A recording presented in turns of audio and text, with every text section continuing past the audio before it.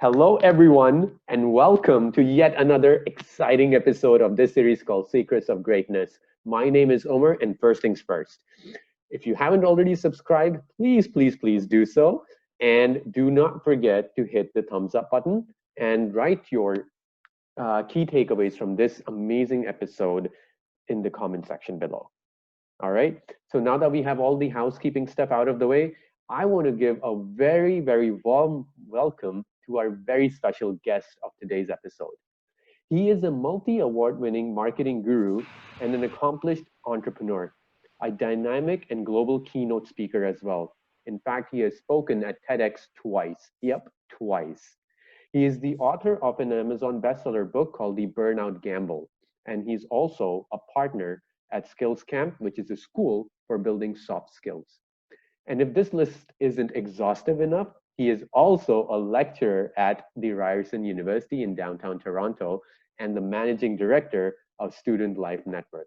Please join me in welcoming the very awesome, the very kind, and the very charismatic Hamza Khan. Hamza, welcome to the show, man. Like, dude, that list is so incredible. Like, at such a young age, you have accomplished so much. Like, just hope you don't get burned out. You see what I did there? Still a long way to go, man. And, it's weird that right before we went live, we were talking about how you and I have similar personalities and that we don't respond well to praise about us. And, when I heard that list, anytime it's recited, whether it is through a podcast scenario just like this, another media appearance, speaking, writing, teaching, anytime I'm introduced by somebody else, it's always like a, whoa, is that me moment? Because I never quite feel like the person that is described to me. And that's a challenge, man. That's a challenge. And I'm glad that we have an opportunity to unpack that and other topics on this podcast recording today. So thank you so much, man. Hamza, you ready for this, bro? Let's go, man. All right, let's do this. Hamza, since this series is talking about success and greatness, let's touch on this subject of productivity, right? You, of course, if anybody who wants to be successful in this world, they have to find ways to be productive in whatever they're doing, right? And in fact, you teach productivity, from what I know, to different students in different workshop settings or at Ryerson. So first off, can you tell me and the audience, how did you discover these productivity hacks in the first place, and share with us some of these tips to make us productive as well? Yeah, man, that's a great question. I had to become productive. It had to come out of sheer necessity because I have a tendency to procrastinate. I am hands down the worst procrastinator that I know. Left to my own devices, literally, I will do nothing. I don't know if self-destructive is the right word, but I have an inner desire to not work, to not engage in productive activities. And so I had to create a productivity system to override my default programming. Does that make sense? It certainly does. What motivated you? I'm wondering, because a lot of times I've worked with young professionals, students getting into university. They never even have that realization or motivation to create a system. So what was your motivation to get to that point when you had that realization? You know what? I'm actually going to dig deep and Please. Bring up a story that I don't think I've ever talked about on a podcast. So I used to be in the Canadian Armed Forces, and I joined as soon as I could. I was just really eager to get away from my circumstances. I was running away in some ways from responsibility, because I joined during the transition from high school to post-secondary. And honestly, I didn't want to go to post-secondary, didn't want to go to college, didn't want to go to university. It just didn't make sense to me, which is ironic considering what my career would become years later. Yeah, and I remember that I felt a lot of pressure, and I think the pressure was well-intentioned to become a doctor, a lawyer, an engineer. Omer, I know that you can relate. Of course. South Asian parents, right? They meant the best for me, but I just didn't want to do it. And so I think going to the military was a personal development exercise masked as a professional one. And I joined, and within the first couple of months, we had this exercise that saw us as a fire team of 5 dropped into a forest, and we had to get out of the forest. We had to use all the skills that we had developed during basic military qualification, or I think this was SQ, soldier qualification, and use it to literally get ourselves out of an adverse scenario. And man, my team fell apart. Like, we started fighting and bickering, and we did nothing. We were just, I think, unbeknownst to us at the time, we all had similar personalities. We all had a tendency to do nothing. But when you are in an adverse scenario like that one, when it starts getting dark, starts getting cold, when you start running out of food and water, and then when you start hearing the howls of wolves, or who knows, Baba Yaga herself, that's when sort of you have to dig deep and summon this version of yourself. You have to default to your subconscious mind. You have to trust the leadership substructure that you have built thus far to navigate out of a scenario. And so we had to get our shit together, excuse my language, and find a way to work together, to organize ourselves, and to make progress from point A towards point B. And we eventually got out, but that gave me a very vivid understanding that the things that allowed us to get out of that scenario can be replicated. That you, as a human being, can create constraints to unlock that fight, flight, or freeze response that prompts you into action.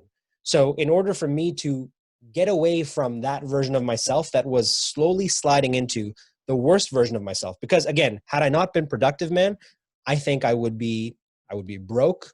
I would be miserable. I would be resentful. I would be out of shape. I would not have the good things in my life that I have right now. I'm certain of that.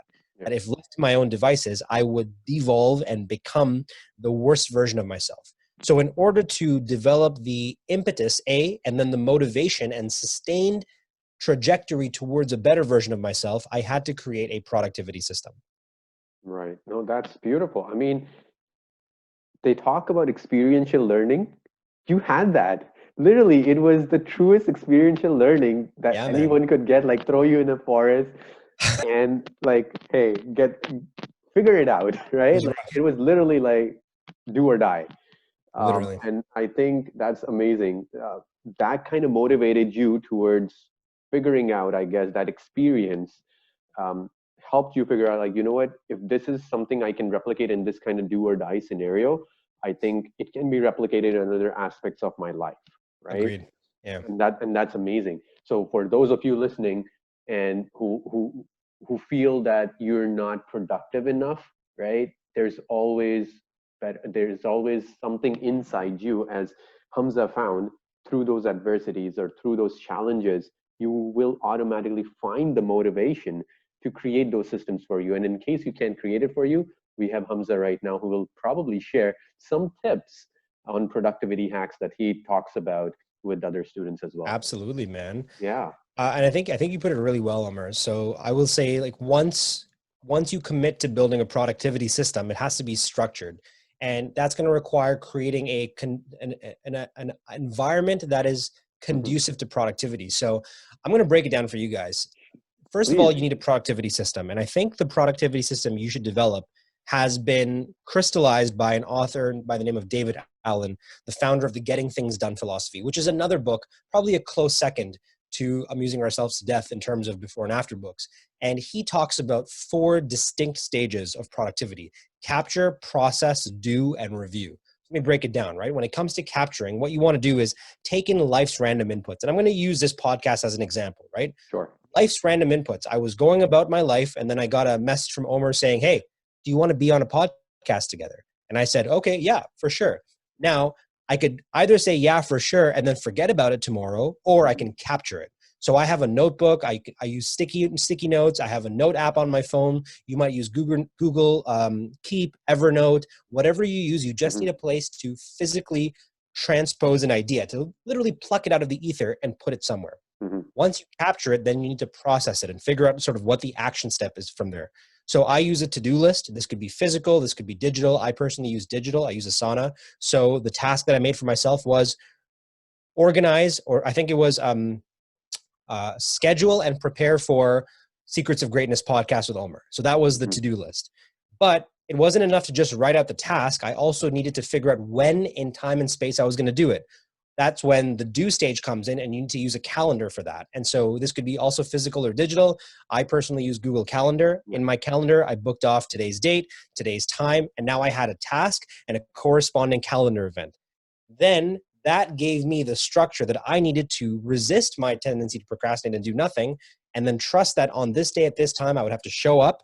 And these are the things that I would need to do in advance of the talk, in advance of the podcast, to make sure that I have the insights that you are hearing today, so that I'm not winging it. I'm not just showing up and blurting things out, that I've actually thought about this in advance. And I've got pages and pages of notes that I've went into the preparation of this podcast so that I can be the best guest for you, sir, because I know you are showing up similarly as the best host. And then the fourth and final stage is review. And I use a journal. I use a physical journal. I use something by Intelligent Change called the 5-minute journal, which allows me to sort of reconcile my thoughts. And then real quick, Omer, I promise I'm not going to spend too much time please, on this. take your time. When it comes to creating the ideal environment that is conducive to productivity, what you want to do is establish set working hours, and then you want to change your location and dress up. And I'm talking about specifically within COVID, right? Yeah. Change your location, dress up, build a routine and try to stick to it. Take regular breaks or you will be broken, and then limit your distraction. And I can go into any of those in as little or as much detail as you'd like, but I thought I'd just give you like the top level solutions when it comes to building an environment that is conducive to productivity. And I think it's so amazing the way you broke it down. I really loved it. You simplified something so complex in four different categories, right? And I really, really loved it. And I think the whole, even with the example, I love the fact that you used an example and you just didn't throw a theory at us. Like, here you go, here's a framework, just go and do it. You gave the example of this particular podcast. And I think that is very useful and especially for the young ones to really understand and break it down. And hopefully if you are listening to it, you can actually implement, because it's not that difficult to implement if you think about it, right? It's not rocket science. Absolutely, it's not rocket science. It takes motivation, a little bit motivation, and it just takes, that creating like commitment to that system, commitment to your own personal self to really take that step and do those things that Hamza spoke about. Right. So Hamza, that's amazing, man. Thank you so much for sharing that. In terms of, we are talking about the youth, right? One of the key experience or learnings that I've had whenever I have spoken to our youth is this constant saying that, hey, Omer, I want to be a great leader of tomorrow, right? I want to do this, this, this. And there's always this notion of like becoming great leaders. I want to know, how does Hamza Khan define leadership? And for the youth who are watching, Hamza, do you have any kind of like message or any tips, any actionable tip that they can use to get on that path to being great leaders?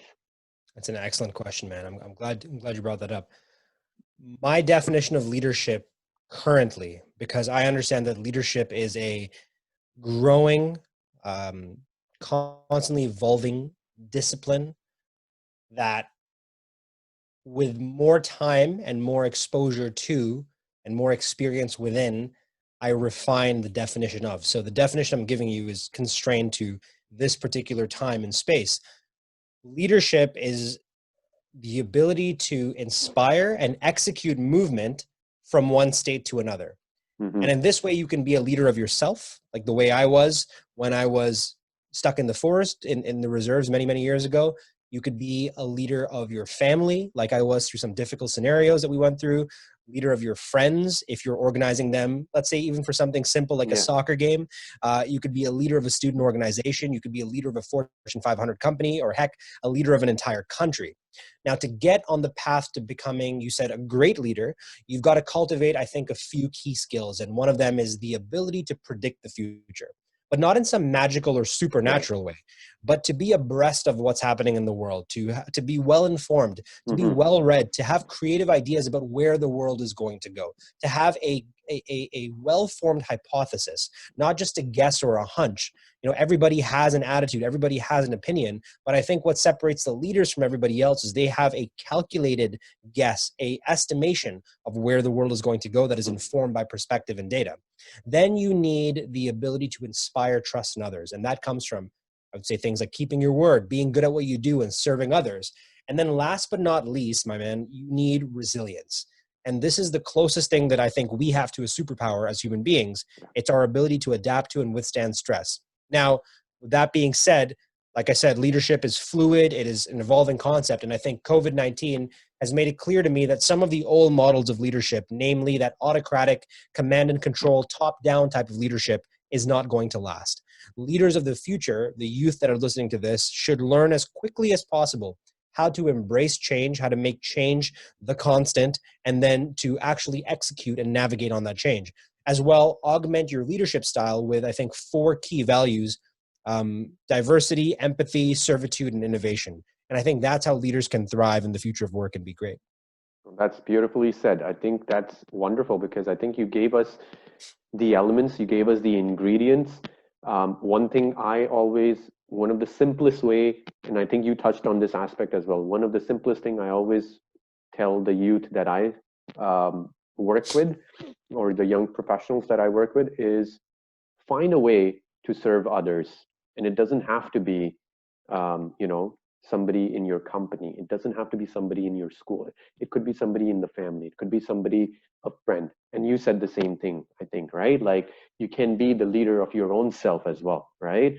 Like how you were the leader of And, your own self, right? You and can be to that point, man, sorry to cut you off, no, but no, you please. reminded me very quickly of a quote from Zig Ziglar, who said, "You can have everything in life you want if you will help other people get what they want." And I think that is just eternal advice. And Zig Ziglar was inspired by some of the great thinkers who've been inspired by Mm, divine, if you will, experiences, to channel that in such a yeah, succinct way in the English language. And I think that speaks volumes to it what you does. just said right now. Servitude seems to be a discipline, or at least an attribute of leaders that Yeah, we, as that for whatever reason in the last decade seems to have diminished from the leadership landscape. I think that what types of leaders we lionized and put at the pantheon of exemplary leadership, I don't think they yeah, necessarily practice servitude. But now, like I said, COVID-19 is revealing that the leaders who are effective in this time of adversity are the ones who open up their hearts, like Jacinda Ardern in New Zealand, yeah, like Sanna Marin in Finland, even our leaders over here, Justin Trudeau, yeah, Doug Ford. I absolutely. mean, these are leaders who are approaching their role with a level of servitude that is then inspiring trust in the people that they serve. And I think it'll bode well for all 4 of those people, just to give some quick examples. No, absolutely. And I think the other thing I really loved what you mentioned, Hamza, is the fact that for this generation, for the 21st century, especially for the youth who are listening, and you want to be that great leaders of tomorrow, you gotta have that vision, that ability to predict the future and be able, and not in a hunch way, but be more informed. So Hamza, how would a youth go about doing that? How can somebody go about, um, you know, um, being more informed about the future, for example? Any tips Excellent on that? question, man. If you are not reading every single day, Hmm. I think you are placing yourself at a massive disadvantage. Yeah. I finish at least a book a week, at least. On my best, I finish 2 books a week. Nowadays, I'm averaging 1, which is still good. I also listen to a lot of book summaries on Blinkist. I listen to Audible books at 2 times the speed so I can consume more information. Honestly, books feel like a cheat code in life. It feels like anytime you open up a book that you are getting somebody's best expression of ideas and research distilled into a very consumable, easy to read, hopefully, format that gives you the perspective, that challenges your ways of thinking, that introduces new ways of thinking, that gives you tools and insights that people who don't read don't have. Yeah. And it expands that mental bandwidth. And if you let your mental bandwidth close and become smaller, then you become less able to navigate change, because fewer good ideas, let alone fewer ideas in the first place, enter into your brain. And if you don't constantly renew yourself, if you are not thinking about things in new and exciting and different and challenging ways, then when the moment happens in which you are required to make the change, you will have less experience, less tools, you will have rehearsed fewer scenarios, and therefore your likelihood of succeeding in that moment will dramatically go down. So you might think that reading one book a week, and don't hold yourself to that standard. That's what I've cultivated over time. Make sure that you are at least reading something every single day. Yeah. And I'm not just talking about reading tweets or Reddit comments or YouTube comments or the text on a video game. Like, subject yourself to reading a great piece of literature, fiction, nonfiction. Expand your mind and allow that mental bandwidth to open, because as long as that channel is open, new ideas can enter, they can be toyed with, and they can clink around in your head, and you can then distill and extract the values, the attributes, the ideas, the perspectives, the viewpoints that will make you a more prepared person for when the moment of change arrives. You'll be able to see further into the future because you've allowed these other perspectives to guide you and to enter into your subconscious. I couldn't agree more with that. Like, if you want to be able to predict that future, guys, read. Just like Hamza said, start reading books, whether it's fiction or nonfiction. Start reading. I think I can say it from my personal experience as well, Hamza. I started reading again 3 years ago, right? Wow. And that change really helped me make a lot of transformation, not just in my professional life, but in fact also in my personal life. Being more self-aware, getting a better understanding of who I am, all those kind of soft skills that we talk about. Yeah, man. I got a lot of that from the books that I was reading, from the podcasts that I was listening to. So, guys, surround yourself with good input of data, whether it's through books, podcasts, or even if you don't want to start, I would even go and recommend, like, start watching, if you're a Netflix fan, there's so much good stuff on Netflix, like the Explained series. For example, Inside Bill's Brain. Bill's Brain, yeah. That was amazing, right? Avid reader too, right? Yeah, exactly. He reads like what? Books a day. Books a day, apparently. Man. Yeah. Apparently he takes a week off and goes to his cottage, and he just spends that entire 7 days reading. That's it. Yeah, man. So that's incredible. It is the competitive advantage. And if you are not reading, I'm telling you, don't even take it from me, man. You're gonna see it in your life. Nobody ever became less successful by reading. Right? That's actually very nice. Nobody ever became. There's no way of you failing after reading a book. It's not wasted time. It's an investment in time. You're not spending time. You're actually investing in yourself. And the benefits of the book are not going to happen immediately. If they happen immediately, fantastic. But I think that the success that comes from investing in education and knowledge it has a lagging success indicator. I am benefiting today from books that I read 10 years ago. Exactly. That's so well put, man. On that topic of books, Hamza, you are an accomplished author. You have written a very successful book called The Burnout Gamble. There you go. There it is. Right. Exactly. So tell us a little bit about what's your story? How did you get into that, and what motivated you to write a book, and not just an article, right? Like, sometimes I struggle to write an article. You wrote an entire book on a topic that I feel, this is just my feeling, that I feel does not get enough attention. Wow, man. I mean, you've asked me here to sort of open up about one of my life's biggest projects, and so I will do my very best to keep this succinct. I have struggled with stress for my entire life. I never had a good relationship with stress. I was always an overachiever. I always worked very hard because, again, I had to overcompensate for the inner procrastinator. And so my manifestation of work stood in direct opposition, almost extreme, to that imposter, so that imposter as well, but to that procrastinator. So if I was by default very lazy, very reluctant to work, when I was productive, I worked so hard and I really, really applied myself. And at some point, I even got hypnotized by the hustle culture that was prevalent in the early 2000s, early 2010s. And so I burned out in high school, I burned out in post-secondary, I burned out in my internship, my early career, but it really caught up to me when I was a young leader working at Ryerson University, and I experienced the last, hopefully, fingers crossed, the last episode of burnout.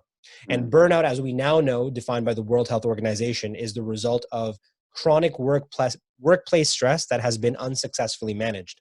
And at the time of writing, the World Health Organization didn't give it the definition that they gave in 2019. I published the book in 2017. I started working on it in 2014. And at the time, the conversations around burnout were dramatically lower in volume and fewer in terms of just total conversations about burnout. So when in 2019, the World Health Organization upgraded the definition and then paired that with their declaration that stress is the health epidemic of the 21st century, I got chills in my body, because I was like, wow, man, I've been trying to say this for years, and I've been able to reach my immediate friends, my immediate family, my coworkers, and all of the people who have been so generous with their time, energy, and attention by purchasing the book, by reading it, by trading it.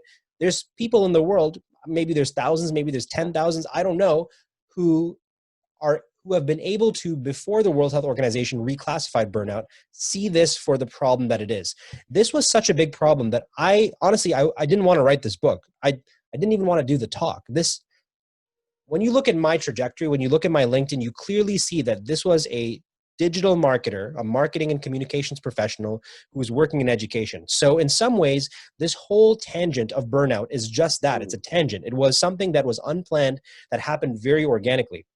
Because I burned out, and I was told by doctors that I could no longer subject myself to the levels of stress that I had previously endured. Otherwise, it might be fatal the next time around.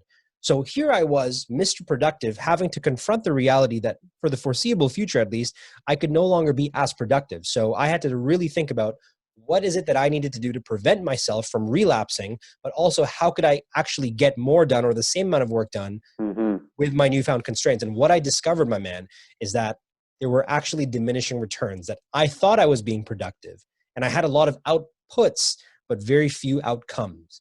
And I love that. you have to prioritize calm over crazy. Forgive me for using that word, calm over crazy, because we always use that word. We throw it around all the time. It's crazy at work. It's crazy at school. How are things? Oh, Omer, it's crazy. Hamza, how are things? Oh man, it's crazy. Don't ask. But being busy, being that frantic, has diminishing returns, and I think is inversely proportional to the level of success that, for example, Bill Gates has. You think Bill Gates feels crazy busy? No, quite the opposite. Like you said, he takes that 10-day retreat and he's calm and he's collected, and he's allowing that mental elasticity to sort of revert back to a really calm, grounded, present state. He reads books and then is able to apply himself to high cognitive, creative tasks and projects that dramatically move work forward, versus the rest of us who are kind of just like ducks who appear placid and calm on the surface, but are frantically paddling our feet below the water. So that's why I wrote the book. I wrote this book as a recovery exercise for me, as a way to process what had happened, but also as a warning, also as a solution to, honestly, not just the people in my life that I care about, but I knew that someday I would have to read this book again. So I wanted to capture in that moment the things that I knew were true that could allow somebody to reduce the frequency and not frequency, and frequency too, but reduce the likelihood of stressful events in their life, but also diminish and reduce the impact of stressful events on their life, which I think are the two dual components of the model that I encapsulated in the book, The Dragon Method. So there's that, man. No, but that's amazing. I mean, if I understand, like, you have shared with us so much of your personal story, and it's amazing. Thank you so much for doing that. You basically went from being this procrastinator, one end of the spectrum, to the other end of the spectrum, like where you were overcompensating for that procrastination by being extra quote unquote productive, or that hustler mentality, right? And that led to you burning out, and you realize that it was your outcomes were diminishing. There were diminishing returns. You had outputs, but there were not enough outcomes. And I really like how you phrase that. So, for those of you listening, it's important to focus not just on your outputs, but focus on what are you achieving, like what are your outcomes. And that's Amen. so well said, man. That's really well said. You also spoke about the, um, pivoting from being from crazy to being calm, right? And I agree with you, absolutely agree with you. I meet so many people, working professionals, youth, even parents, like, hey, how's it going? How are you doing? Oh man, Omar, I can't tell you, it's so crazy. It's like, why? Tell me, Hamza, tell me a little bit more. Why are they so inclined to just going to that word crazy? Like, why is everything so crazy? And number one, why is that happening? And number two, give us some tips, or how they can move from transition from crazy to calm. Ooh, buddy, you're gonna get an exclusive here. I am in the process of writing a new book. It's a book on leadership. I have to submit the manuscript to my publisher by July 15th, and it has Good been an luck. eye-opening experience, man. It's been an eye-opening experience. I didn't see myself writing this book, but when COVID-19 happened, I felt compelled to explore this topic. The project that I was exploring just before COVID-19 hit, though, is a radical one. And in the two instances that I did present it, it had an unbelievable reaction. I mean, Mm-hmm. usually when I finish a keynote talk, I have like 5, 6, 7, 8, 9, 10 people tops come up to me afterwards and say, Hamza, that message really resonated with me. I did a keynote at the top of the year where I went off script and I talked about the idea I'm going to discuss with you right now. And I swear to God, like half the room came up to me afterwards. Tell And they me. were just like, Hamza, Yeah. I needed to hear that. Thank you so much. Why didn't I hear this years ago? And they asked me for my card, my books, and I was like, wow, I found something here. But it's a very unpopular opinion with my contemporaries. I think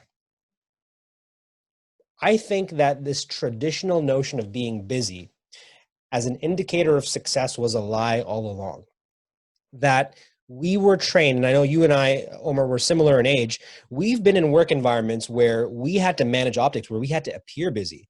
We had to always carry something when walking to and from meetings. We had to log in at a certain time. We had to respond in a certain way. We had to appear like we had it together, even though we might not be doing anything all day.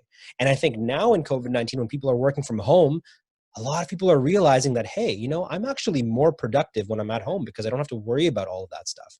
And leaders are just like scratching their heads thinking, wow, how are my people just as, if not more productive than when I had to observe them and look at them physically in the office and make sure that they were there? So the thesis that I have is this, and I'm still working on it. It's a myth that I suspect has been nefariously pushed down by certain agents of chaos to further reinforce their position. That's a Mm-hmm. lot to take in.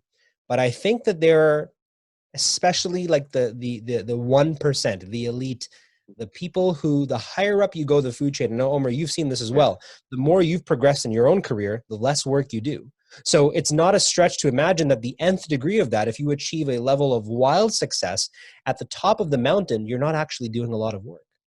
You're actually doing so few things that to someone like who we were at the beginning of our careers, we look at that and we think, why am I working this hard? Mm. And I think that the reason why that myth has perpetuated itself is to create more value and wealth and productivity that feeds upstream. And it's good for the boss, it's good for the CEO, it's good for the shareholders, but it's terrible for the workers who are actually Yeah. producing. So I think that burnout, I have mistakenly calculated in the past that burnout is a personal problem, but I think it is actually a leadership problem. And that's going to be the thesis, the crux of my next project.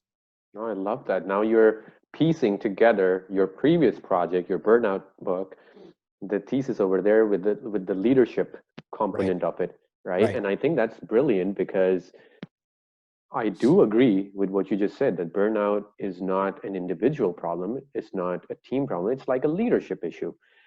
That And makes people what, uncomfortable, man. Leaders yeah, don't want to hear that.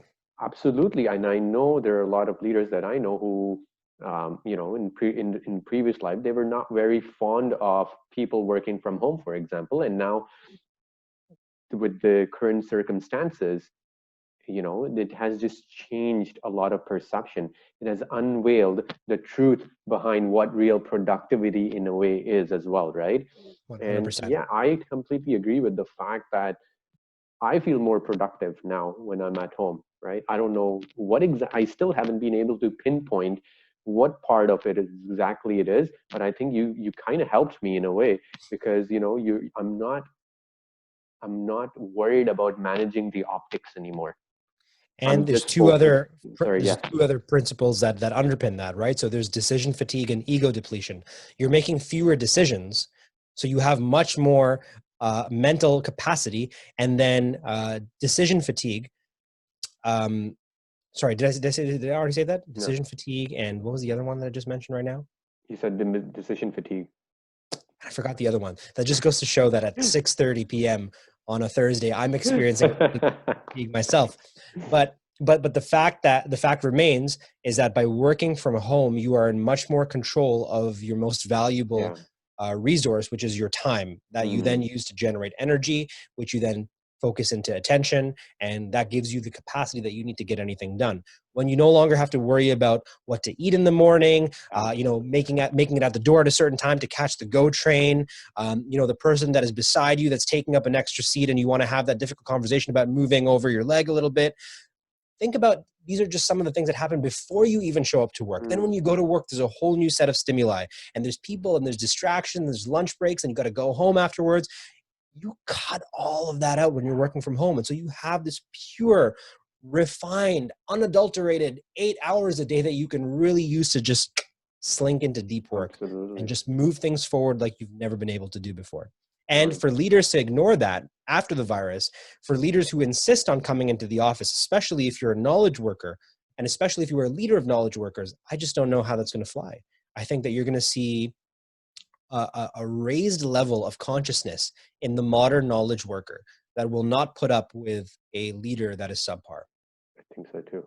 Absolutely. That is very well. I'm not sure about that either. Like how that leader will be perceived, I and don't think they're going to make it, man. I hate to say it. Like, I think that style of leadership, command and control, autocratic leaders, it's on its last breath. it's going to go back to what you said, right? Like great leaders are ones who are able to predict the future, and if this is, it's not even prediction anymore. You can see it. It's live, and if you're still unable to change and pivot, and change your perspective and mindset, yeah, it's not going to work out, especially now Right. with the millennials and Gen Z coming into the Yep. workforce. It's a workforce that's really, really changing at a very fast pace.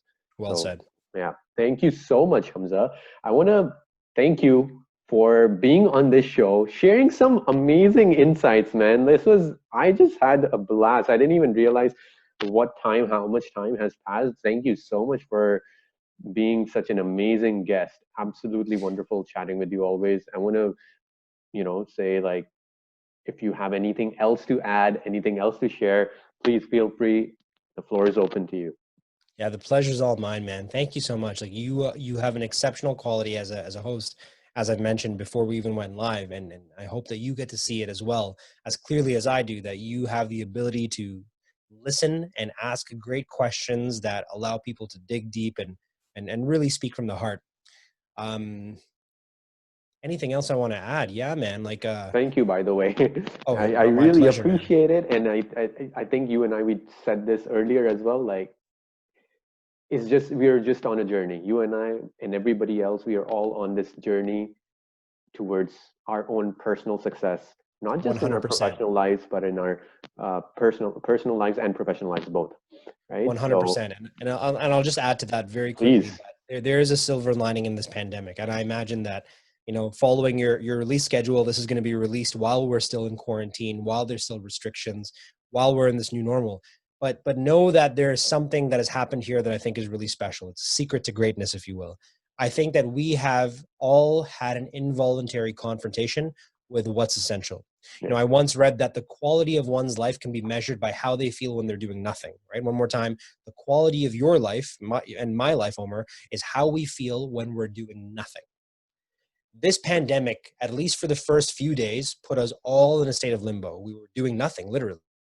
And in those moments, we felt vulnerable. We had to come to terms with areas of our lives, especially in terms of career and finances, where we were exposed to a lot of risk. I felt it, you felt it, all the listeners felt it, and we all, at least subconsciously, made notes about what needed to be fixed.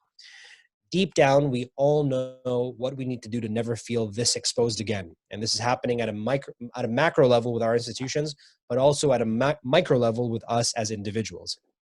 So I hope that people are able to really just get real and silence out all the external voices about the work that needs to be done personally, professionally, and academically.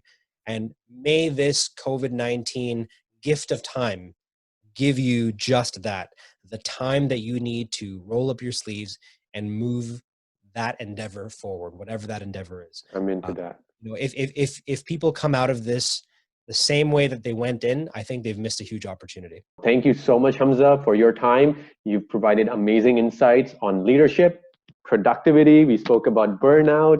I mean, it was just amazing. I learned a lot, and I know for a fact that each and every one of you who's watching this episode, you guys have learned a lot as well. This has been awesome. Thank you so much once again, Hamza.